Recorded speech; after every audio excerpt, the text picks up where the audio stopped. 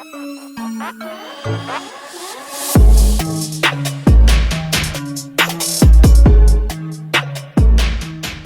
NHL fans. Welcome to Kempner Canucks. My name is Rev Trev. So glad you're here. And today we're talking about the Canucks and Edmonton Oilers rivalry. And Oilers, sorry, not sorry, okay? This is awesome for us. Canucks fans, we are riding a high because this is so strange for us. We are not normally here. This is what you guys feel like after the first 10, 11, 12 games, normally playing well. We are playing lights out hockey. And if you would have said, and I'm telling you right now, anyone, any expert, any sports betting agency, any fan of the Canucks or the Oilers or anyone, doesn't matter. There's no one that would have said, looking at the schedule, that when we played you guys 3 times in the first 12 games, that we would sweep you.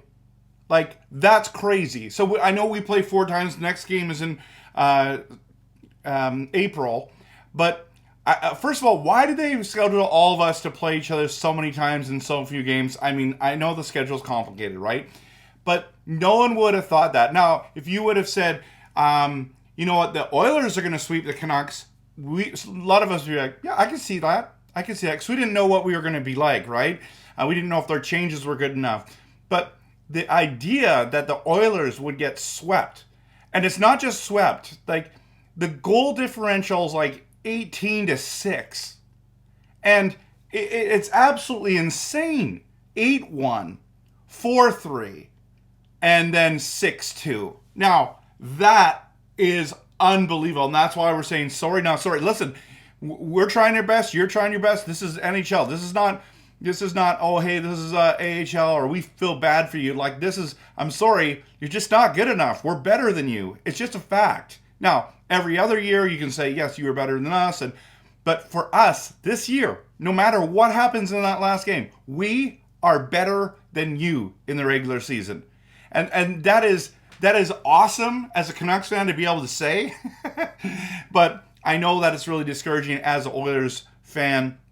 Now, I want to show you this. This is the crazy thing. Not only are we better than you, everyone's better than you except for one team, and that's the San Jose Sharks. Like, that's how bad it is, okay? So look at the Golden Knights are number 1 at 11-1-1. Bruins are 9-1-1, and the Canucks are third place, guys.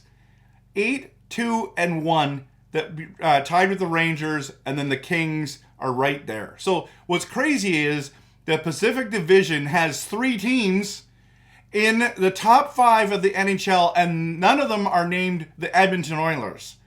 So the Canucks are playing lights out hockey right now, but bottom 5 teams, three Canadian teams, guys. 3 of them. Senators. Then you have the Blackhawks, which I still think they have a lot of hope. Flames are terrible again. This is crazy. And then it's the Edmonton Oilers at 2-1-1. Like, you've got one less win than Calgary, but you're also got 1 game in hand. And then the Sharks are 0-10-1, and then they just beat the Flyers. So now they're 1-10-1. This is absolutely insane to see this, right?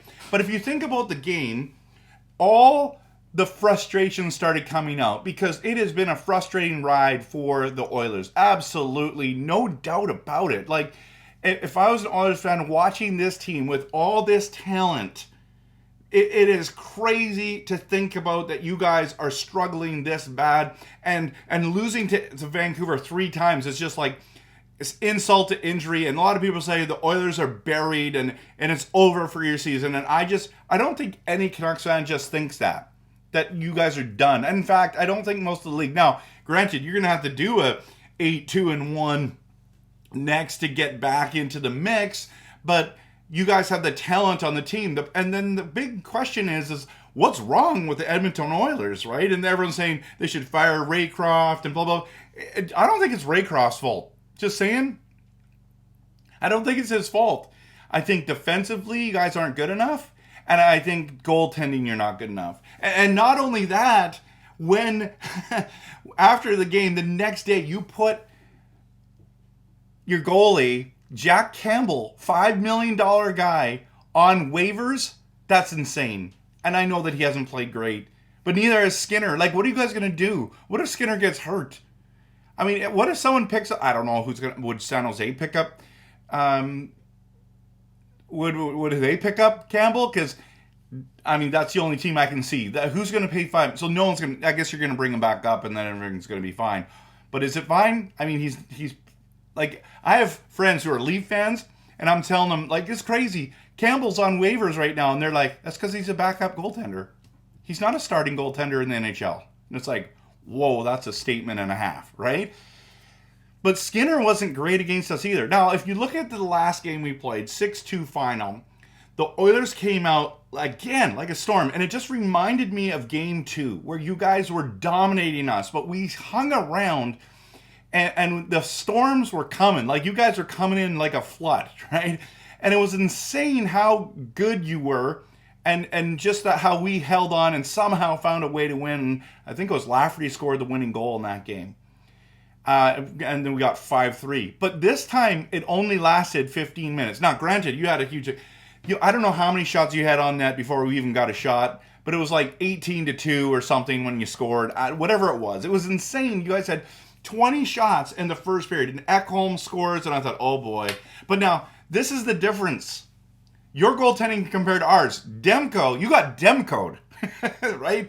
And so it's 20-8 after the first period, but we scored 3 goals in the first period. How the heck did we score 3 goals against you guys when you were playing that good, when you came up? We weathered the storm, and all of a sudden, Quinn Hughes gets the goal, right? Pia Suter scores a beauty. Brock Besser scores another one. Like, on the power play. That was awesome. It was incredible. And like, I'm sitting there after the first period going, what just happened? Right? And then in the second period, you guys end up scoring because you took out our goaltender. Now, there was big controversy about that, and I'm not a fan of that call. I actually don't like that call at all, but I understand why it happened, because when Demko played the puck behind the net, he didn't really rush out. He delayed. He was like, you're not going to hit me. And then all of a sudden he gets tripped, and it's like, next thing you know, it's back in the net. Draisaitl gets another goal, and he always gets goals against us, which is crazy. But this is the thing. I don't like that call. I think it's dangerous for goalies. But I also think, Demko, just stop being a doofus and just get back in your net. Don't go play it there, okay? But so it counts, right? So now it's 3-2, and that Höglander's goal, I don't know, how much longer was it after? Oh, it was about 3 minutes after, just under 3 minutes after. That Höglander goal, big rebound. Höglander puts it up in the top there. That was a beautiful moment for Canucks fans, because Höglander was a pain in your guys' butt the entire day. It was absolutely fun to watch, and you guys were getting so frustrated. Like, some of our smaller guys, I should say. You've got Höglander out there, you got Garland, and they are causing issues. And you got Ekholm losing his mind. You got Draisaitl ticked off. We've got McDavid starting to, like, it's all boiling up. All this pressure of losing goes in, and then of course you get that JT Miller missile in the third period, hits the post, hits the back of the net. I think it hit the other post and shot out, and it looked like it hit all 3 bars and shot out, but it when you slowed it down, you know, all the team thought it went in, and it scored, and wow, all of a sudden, and then you guys scored, but you kicked it in. I don't know, this just in, Oilers, you can't play soccer, right? You can't kick it in.